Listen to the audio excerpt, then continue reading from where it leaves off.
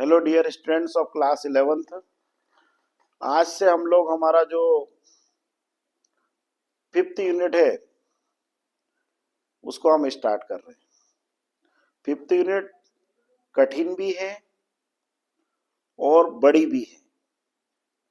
तो इसमें जो मेरे आपको मैं जो लेक्चर्स डालूंगा वो कंटेंट बड़े बड़े वीडियो भी हो सकते हैं, तो थोड़ा पेशेंसली देखें आप लोग इसको। और आपका डॉक्टर बनना और नहीं बनना, मतलब अगर आप एक गोल लेके चल रहे हो कि हाँ नहीं हमें फ्यूचर में डॉक्टर बनना है, तो इस यूनिट पर बहुत हद तक निर्भर करता है। क्योंकि बच्चा सोचता है कि नीट की एग्जाम देके हम एमबीबीएस करेंगे या बीएमएस करेंगे या बीएचएमएस करेंगे, तो आप इंसान का ही इलाज करोगे। तो ये जो यूनिट है इसमें ह्यूमन बॉडी के बारे में दे रखा पूरा। तो इसमें जो आपको हम पढ़ाएंगे अभी बिल्कुल बेसिक से लेके एडवांस तक है। बेसिक तो आप लोगों ने 10th के साइंस में भी पढ़ा है, पर अब इसमें थोड़ा सा, चूंकि 11th में आ गया तो स्पेसिफिक फिजियोलॉजिकल प्रोसेसेस हैं। तो इस यूनिट का वेटेज भी बहुत ज्यादा है 11th में। लगभग 17 से 18 नंबर के क्वेश्चन इस यूनिट में से आपको एनुअल एग्जाम में आएंगे। और इस यूनिट में टोटल 7 चैप्टर हैं। 7 चैप्टर कौन कौन से हैं मैं आपको पूरे एक बार बता देता हूं। पहले वाले चैप्टर का नाम है हमारा गैसियस एक्सचेंज, मतलब गैसी विनिमय। मतलब इसमें हम लोग श्वसन तंत्र का अध्ययन करेंगे, मतलब रेस्पिरेटरी सिस्टम का। फिर हमारा सेकंड चैप्टर है शरीर द्रवों का परिसंचरण, सर्कुलेशन ऑफ बॉडी फ्लूइड्स। इसमें हम लोग हमारे बॉडी के अंदर जो हमारा हार्ट है और हार्ट की फिजियोलॉजी है उसके बारे में पढ़ेंगे।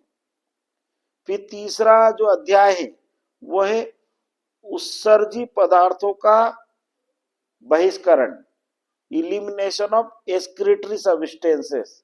इसमें हम लोग उत्सर्जन तंत्र या एक्सक्रीटरी सिस्टम की स्टडी करेंगे। फिर चौथा है हमारा मूवमेंट एंड लोकोमोशन, गति और प्रचलन।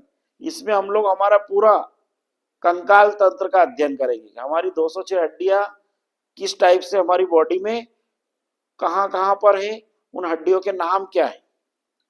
फिर उसके बाद हमारा जो अगला अध्याय है वो है नर्वस कंट्रोल एंड कोऑर्डिनेशन, तंत्रिकी नियंत्रण एवं समन्वय। इसमें हम लोग नर्वस सिस्टम मतलब ब्रेन और उसकी फंक्शनिंग के बारे में स्टडी करेंगे। और लास्ट है हमारा रासायनिक नियंत्रण एवं समन्वय, केमिकल कंट्रोल एंड कोऑर्डिनेशन। इसमें हम लोग हमारे एंडोक्राइन सिस्टम या अंतःस्त्रावी तंत्र का अध्ययन करेंगे। ऐसे करके ये 7 अध्याय हैं। और मैंने बार बार आपको कह रहा हूं कि बड़ी यूनिट है और बहुत ही महत्वपूर्ण यूनिट है। मैंने आपको शुरुआत में इसका क्या इंपॉर्टेंस वो हाईलाइट कर दिया है। अब आप लोग इसको उतना ही इंपॉर्टेंट समझकर गहराई से अध्ययन करेंगे। तो ये 7 जो चैप्टर हैं, इस 7 चैप्टर में मैं आपको इस यूनिट को पीछे से स्टार्ट कर रहा हूं।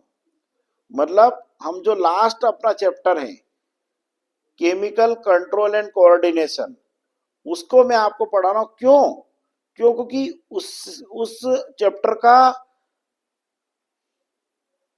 इतना इंपॉर्टेंस है कि इसके ऊपर जो आपके 6 चैप्टर हैं, उन 6 चैप्टर को मतलब 6 चैप्टर मतलब 6 जो हमारी बॉडी की फिजियोलॉजिकल प्रोसेस है, जो हमारे शरीर की जो कार्य की क्रिया है, उनका कंट्रोल एंड कोऑर्डिनेशन बहुत हद तक इस चैप्टर के अंदर जो हम लोग कंटेंट पढ़ेंगे हार्मोन्स, उनके द्वारा उनका रेगुलेशन होता है।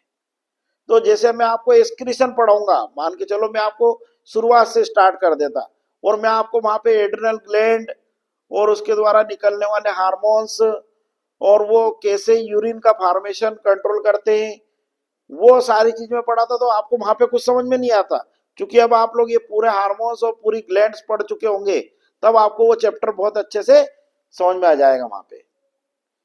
तो पहले तो हम लोग समझते कि फिजियोलॉजी क्या है, और चूंकि इसमें शब्द जुड़ा है ह्यूमन फिजियोलॉजी, मतलब मानव कार्य की, मतलब ह्यूमन बीइंग के अंदर जितनी भी जैविक क्रियाएं होती है, मतलब जितनी भी बायोलॉजिकल एक्टिविटीज होती है, जिसके कारण से हम लोग कह सकते हैं कि हम लोग जीवित है, वी आर लिविंग। हमारी बॉडी के अंदर कितने सिस्टम है और वो सिस्टम किस टाइप से वर्क करते हैं, इनकी स्टडी को फिजियोलॉजी या कार्य की कहते हैं। एक कोई सिंगल साइंटिस्ट इसका फादर नहीं है। मतलब जैसे हम लोग प्लांट फिजियोलॉजी की बात करते तो स्टीफन हेल्स के बारे में बताते कि Stephen Hales is considered as a father of plant physiology, मतलब पादप कार्यकी के जनक स्टीफन हेल्स। बट अगर आप मुझसे अगर कोई पर्टिकुलर एक सिंगल साइंटिस्ट का नाम पूछो कि एक बता दो जिसने एनिमल फिजियोलॉजी के बारे में बताया था, तो दैट इज नॉट पॉसिबल, क्योंकि सब अलग अलग साइंटिस्ट लोगों ने अलग अलग बायोलॉजिकल प्रोसेस को ह्यूमन बॉडी के अंदर डिस्कवर करा। फॉर एग्जांपल विलियम हार्वे ने हमारे सर्कुलेटरी सिस्टम, मतलब हमारे जो परिसंचरण तंत्र है, उसकी खोज की थी। पर एक साइंटिस्ट का नाम आता है इसमें, बड़े साइंटिस्ट है Claude Bernard. He was considered as a father of experimental human physiology, मतलब इन्होंने अलग अलग एक्सपेरिमेंटेशन के द्वारा ये प्रूव किया कि ह्यूमन बीइंग के अंदर कैसे अलग अलग टाइप की फिजियोलॉजिकल प्रोसेस होती है, और उन फिजियोलॉजिकल प्रोसेस के द्वारा ह्यूमन बॉडी संचालित होती है, मतलब मनुष्य का शरीर कार्य करता है। तो अब हम लोग, जैसे मैंने आपको बताया कि जो साइंटिस्ट का नाम आप याद रखें, क्लाउड बर्नार्ड, ठीक है ना। अब हम लोग जो चैप्टर स्टार्ट कर रहे हैं आज से, उस चैप्टर का नाम है रासायनिक नियंत्रण एवं समन्वय, अंग्रेजी में बोलते हैं केमिकल कंट्रोल एंड कोऑर्डिनेशन, ठीक है। ये चैप्टर आज से हम स्टार्ट कर रहे हैं, बहुत ही इंपॉर्टेंट चैप्टर है, और इसमें से एक 4 नंबर का प्रश्न हर साल बोर्ड की एग्जामिनेशन के अंदर ये 11th में आता है। और ये जो मैं बना रहा हूँ ये वीडियो स्पेशली 12th क्लास के बच्चे भी देखें, क्योंकि आप लोगों को 12th में हार्मोन्स के बारे में है केमिस्ट्री में, तो वहां पे आपको ये काफी फायदेमंद साबित होगा।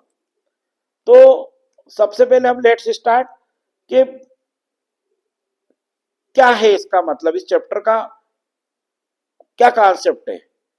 तो इस चैप्टर में ये बताया गया है, इस चैप्टर का मतलब ये है कि हमारी बॉडी के अंदर जितनी भी जैविक क्रियाएं होती है, मतलब जितनी भी बायोलॉजिकल वाइटल प्रोसेस होती है, उन वाइटल प्रोसेस का किस टाइप से हार्मोन से रेगुलेशन करते हैं, मतलब हमारी बॉडी में किस टाइप से हार्मोन्स रोल प्ले करते हैं।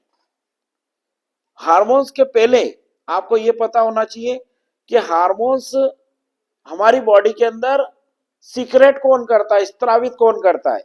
तो हमारी बॉडी में हार्मोन्स का स्त्रावण जो रहता है वो करती है एंडोक्राइन ग्लैंड्स, जिसको हिंदी में बोलते हैं हम लोग अंतःस्त्रावी ग्रंथियां। जो ये एंडोक्राइन ग्लैंड्स होती हैं, ये एंडोक्राइन ग्लैंड अगर आप मुझसे पूछोगे कि पर्टिकुलर किसी एक बॉडी पार्ट में लोकेटेड है, तो इसका आंसर होगा no. These glands are situated all over the body, मतलब पूरे बॉडी के अंदर ये ग्लैंड्स सिचुएटेड है। और इन ग्लैंड का जो ये ग्लैंड अलग अलग हमारे बॉडी पार्ट में है, इनका काम होता है अलग अलग टाइप के हार्मोन्स को रिलीज करना। तो एंडोक्राइन ग्लैंड और उनके द्वारा निकलने वाले हार्मोन्स हमारी बॉडी के अंदर केमिकल कंट्रोल एंड कोऑर्डिनेशन करते हैं। ये मैंने आपको 1 लाइन में इसकी समरी बता दी। अब ये एंडोक्राइन ग्लैंड क्या होती है, दिमाग में प्रश्न खड़ा होता है कि एंडोक्राइन ग्लैंड क्या होती है। तो उसके पहले मैं आपको ग्लैंड ही समझा देता हूं कि ग्लैंड क्या होती है, ग्रंथि क्या होती है। तो मैं आपको बता दूं, ग्लैंड एक मॉडिफाइड टिश्यू है, मतलब एक रूपांतरित ऊतक होता है। और ये जो ग्लैंड जो रहती हैं, इनका काम होता है हमारी बॉडी में केमिकल्स में एंजाइम्स हो सकते हैं, हार्मोन्स हो सकते हैं, या और कोई अदर केमिकल सब्सटेंसेस हो सकते हैं, उनको स्त्रावित करना, उनको रिलीज करना। और ये जो अलग अलग हार्मोन्स, अलग अलग एंजाइम्स, अलग अलग केमिकल सब्सटेंसेस जो इन ग्लैंड्स के द्वारा हमारी बॉडी में रिलीज होते हैं, उनका एक स्पेसिफिक रोल होता है। तो जो ग्लैंड है, तो ग्लैंड की क्या डेफिनेशन हो गई, मैंने आपको बताया gland is a modified tissue which secrete a particular और specific chemical substance in our body. मतलब ग्रंथि एक रूपांतरित ऊतक है जो हमारे शरीर में विशिष्ट रासायनिक पदार्थों का स्त्रावण करते हैं। ग्लैंड जो है उनके नेचर के बेसिस पर, उनके प्रकृति के आधार पर इन ग्लैंड्स को 3 कैटेगरी में बांटा गया है। हमारे शरीर में जितनी भी ग्लैंड है, उन ग्लैंड को तीन श्रेणियों में बांटा गया है। पहली ग्लैंड होती है एक्सोक्राइन ग्लैंड, हिंदी में कहते हैं इनको बहिस्त्रावी ग्रंथियां। इनको हम लोग नलिका युक्त ग्रंथियां भी कहते हैं, मतलब डक्टस ग्लैंड भी कहते हैं। ये जो ग्लैंड होती है, इन ग्लैंड का सिक्रेशन जो रहता है, इनका स्त्राव शरीर के बाहर या हमारी बॉडी की केविटीज के अंदर होता है, मतलब शरीर की गुहाओं में होता है। क्यों? क्योंकि इन ग्लैंड्स के अंदर डक्ट होती है, नलिकाएं होती है। So these glands are called ductus gland, मतलब इन ग्रंथियों को हम लोग बोलते हैं नलिका युक्त ग्रंथियां। इस इन ग्लैंड में आ जाती है आपकी सेलाइवरी ग्लैंड, लार ग्रंथि, जो हमारे बकल केविटी में लार का स्त्रावण करती है, सेलाइवा सिक्रेट करती है। म्यूकस ग्लैंड जो हमारी बॉडी में म्यूकस का सिक्रेशन करती है। लेक्रामल ग्लैंड जो हमारी आंखों में रहती है और ये आंसू का स्त्रावण करती है। उसके अलावा सेरुमिनस ग्लैंड हमारे ईयर में रहती है, जो सेरुमिनस एक सब्सटेंस रिलीज करती है जो हमारे कान में धूल को, गंदगी को जाने से रोकता है। फिर उसके बाद होती है अपनी स्किन में, अपनी स्किन में बहुत सारी ग्लैंड होती है, जैसे स्वेट ग्लैंड जिसको हम लोग बोलते हैं श्वेत ग्रंथि या पसीने की ग्रंथि, इनसे हमारी बॉडी में स्वेट निकलता है, पसीना निकलता है। सीबेशियस ग्लैंड, इनसे सीबम टाइप का एक ऑयली सब्सटेंस निकलता है, रासायनिक पदार्थ निकलता, तेली पदार्थ। ठीक है, तो sweat gland, sebaceous gland, mucus gland, salivary gland, ये सारे एग्जाम्पल बहिस्त्रावी ग्रंथियों के। तो बहिस्त्रावी ग्रंथियों का मतलब क्या हुआ, एक्सोक्राइन ग्लैंड का मतलब क्या हुआ कि दीज आर डक्टस ग्लैंड, मतलब दे पजेजेस डक्ट, इनमें नलिकाएं पाई जाती है and there secretion either comes outside the body और इनसाइड द बॉडी कैविटीज। या तो इनका स्त्राव शरीर के बाहर होगा और या फिर शरीर गुहाओं के अंदर होगा। फिर दूसरी होती है अंतःस्त्रावी ग्रंथि, अंग्रेजी में बोलते हैं हमको इनको एंडोक्राइन ग्लैंड्स। एंडोक्राइन ग्लैंड्स जो रहती है दे आर डक्टलेस ग्लैंड, ये नलिका विहीन ग्रंथियां होती है और इनका जो स्त्राव होता है, इनका जो सिक्रेशन होता है, उसको हम लोग स्पेसिफिकली हार्मोन्स कहते हैं।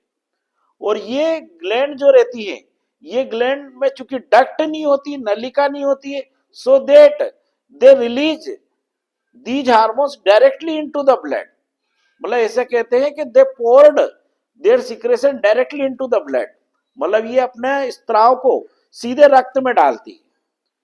ठीक है, और इसके एग्जाम्पल्स हो जाते हैं आपकी pituitary gland, thyroid gland, parathyroid gland, thymus gland, adrenal gland, pineal gland.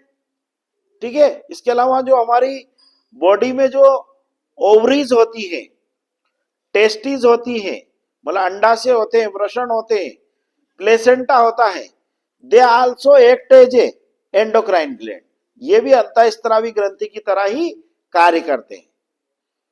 फिर तीसरा होता है मिक्सोक्राइन ग्लैंड, जिनको हम लोग बोलते हैं हिंदी में मिश्रित ग्रंथि या मिक्स्ड ग्लैंड।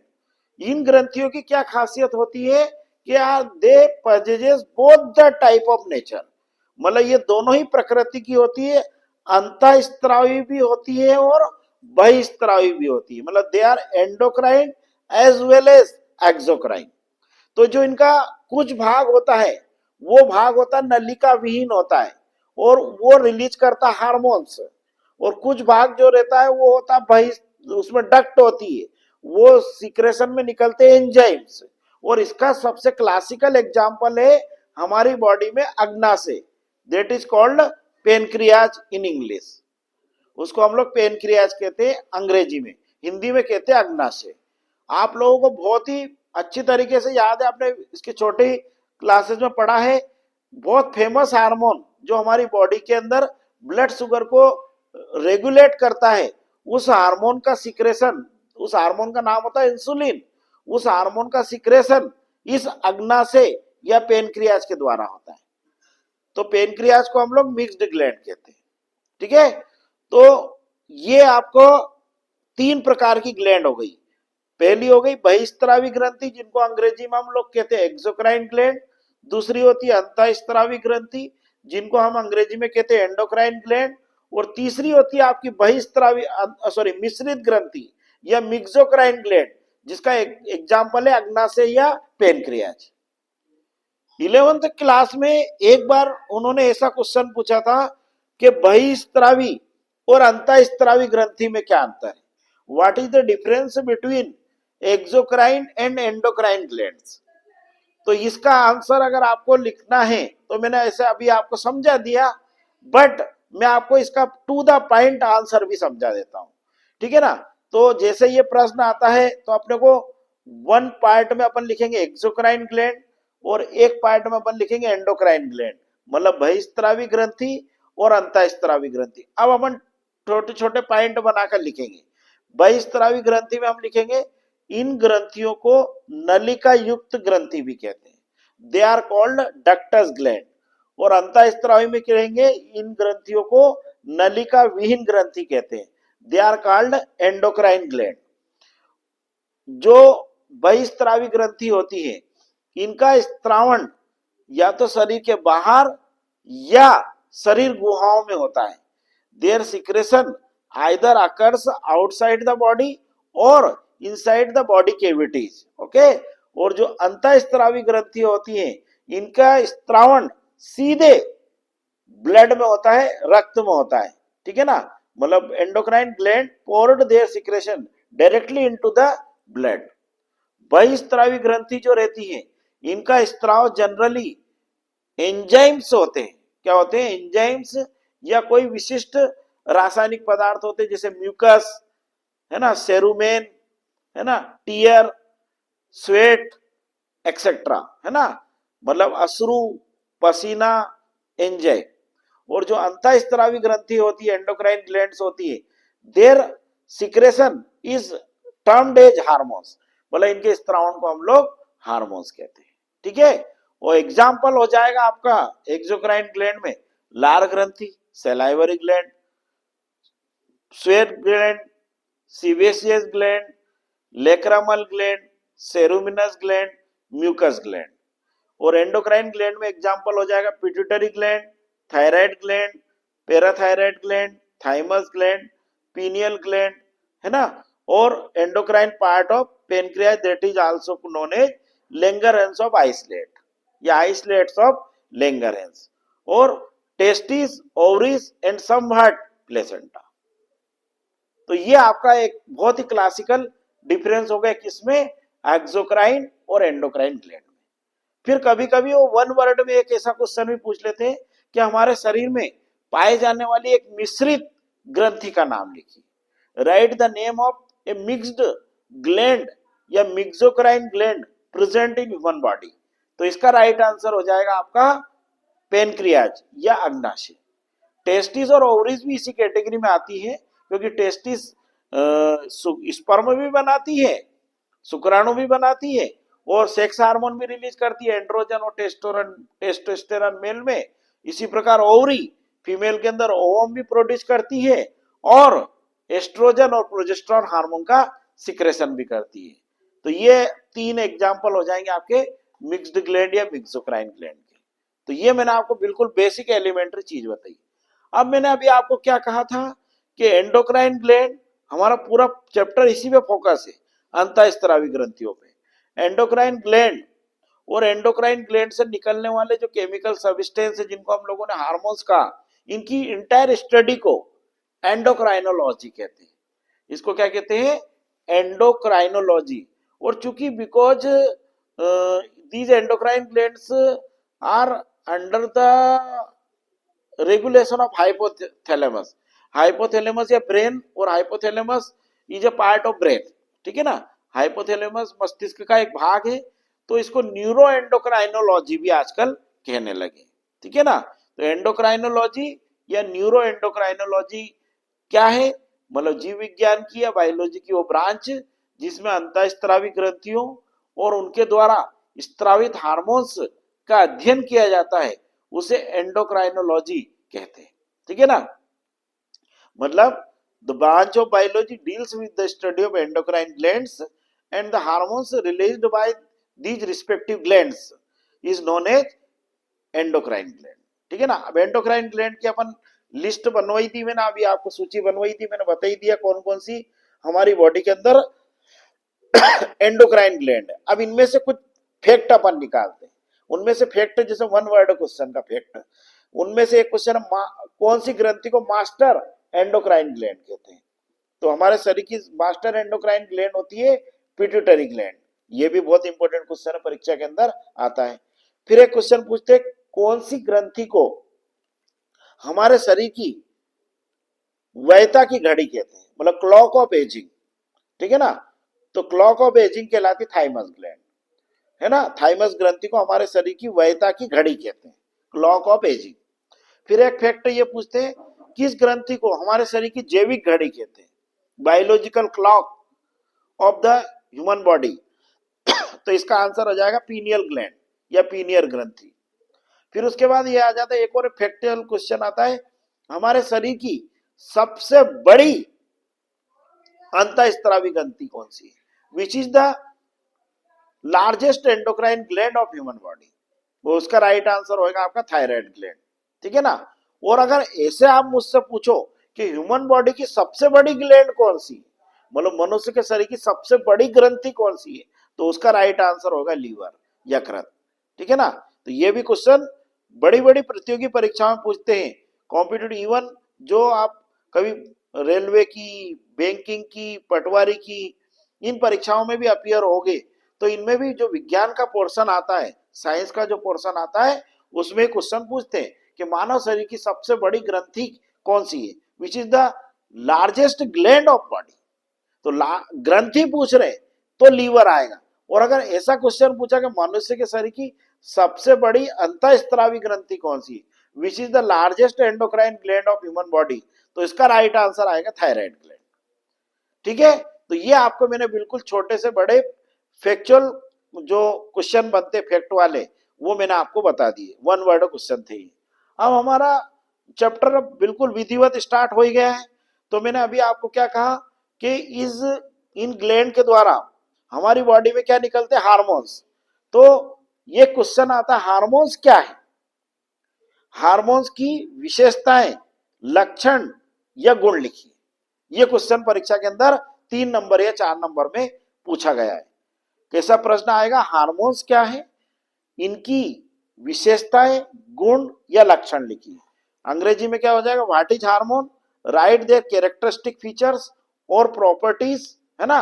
ये क्वेश्चन आता है। तो सबसे पहले मैं आपको बता देता हूं, हार्मोन्स जो वर्ड है, ये इसका मतलब क्या होता है, लिटरल मीनिंग क्या होता है इसका। तो हार्मोन का मतलब होता है आई अरोज,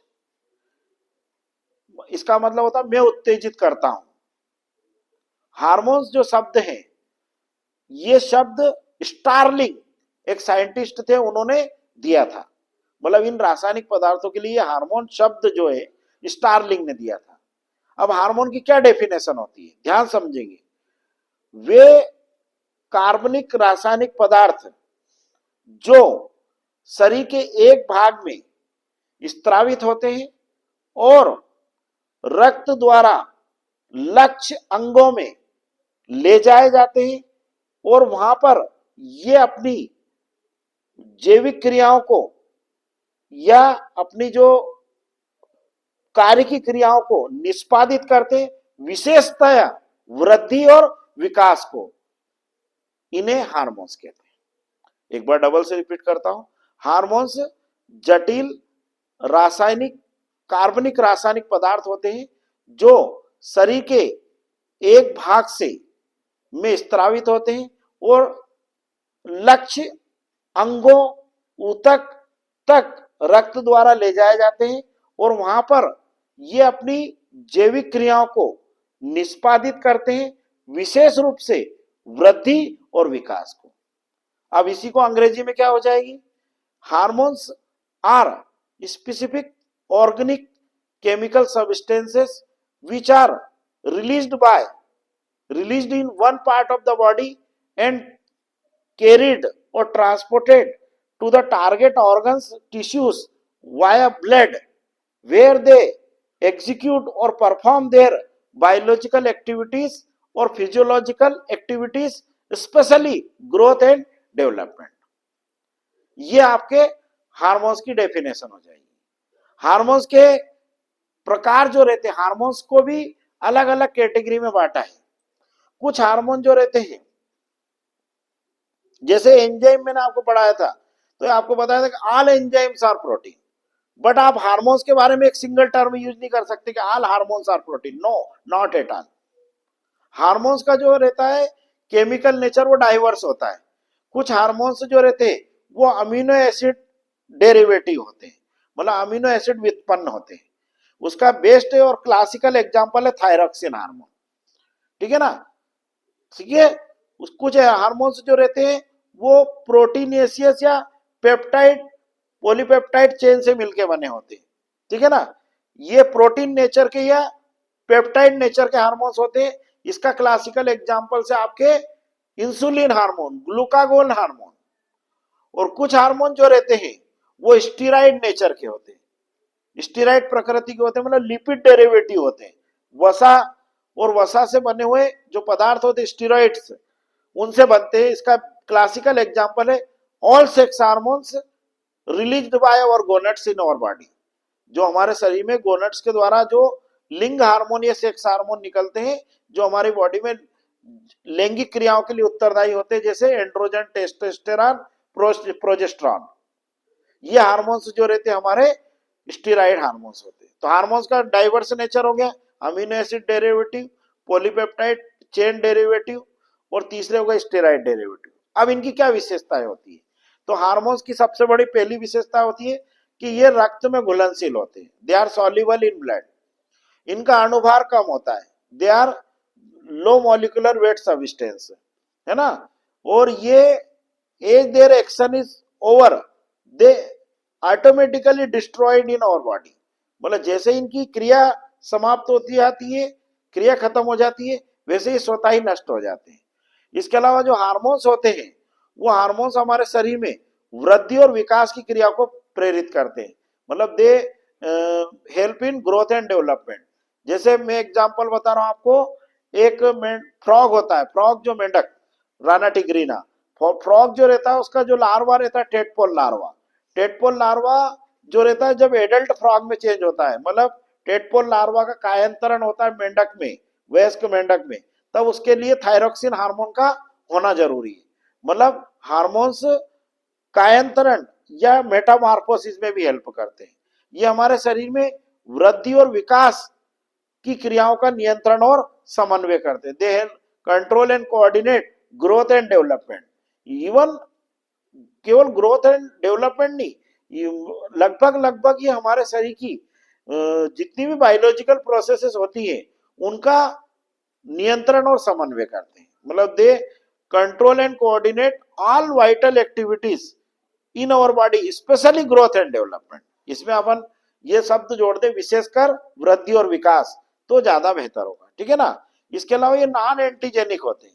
नॉन एंटीजेनिक मतलब इनको हमारी बॉडी सीक्रेट होते, तो हमारी बॉडी इनको एक जो फॉरेन सब्सटेंस ट्रीट नहीं करती, ठीक है ना, मतलब ना प्रतिजैविक नेचर के नहीं होते ही, ठीक है ना। तो ये इनकी हार्मोन्स की कुछ प्रमुख विशेषताएं होगी। एक बार मैं डबल से बता रहा हूँ।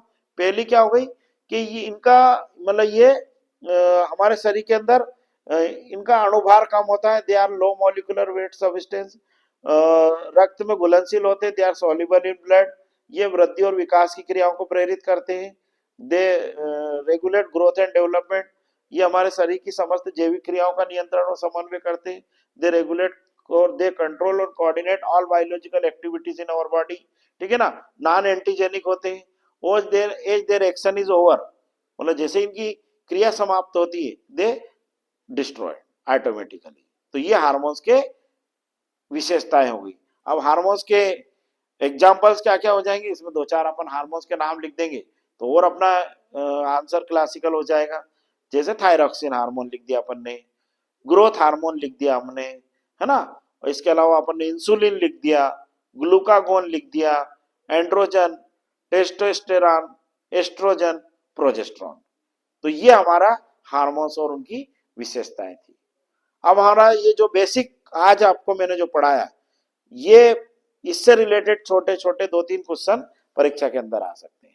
अब मैंने आपको जो अभी इनलिस्टेड करवाई थी सारी gland, starting from the pituitary to testis and ovaries and even placenta तक, जितनी भी हमारी बॉडी में एंडोक्राइन ग्लैंड है, हर एक एंडोक्राइन ग्लैंड को हम डिटेल स्टडी करेंगे, उनकी स्ट्रक्चर पता करेंगे, उनके द्वारा कौन कौन से हार्मोन्स निकलते हैं, और उनके द्वारा उस हार्मोन का अगर अतिस्त्रावण हो जाए मतलब हाइपर सिक्रेशन तो क्या बीमारी होगी, और यदि उनका हाइपोसिक्रेशन मतलब अल्प स्त्रावण होगा तो क्या बीमारी होगी, ये हम लोग थ्रू आउट इस चैप्टर के अंदर स्टडी करेंगे, ठीक है ना।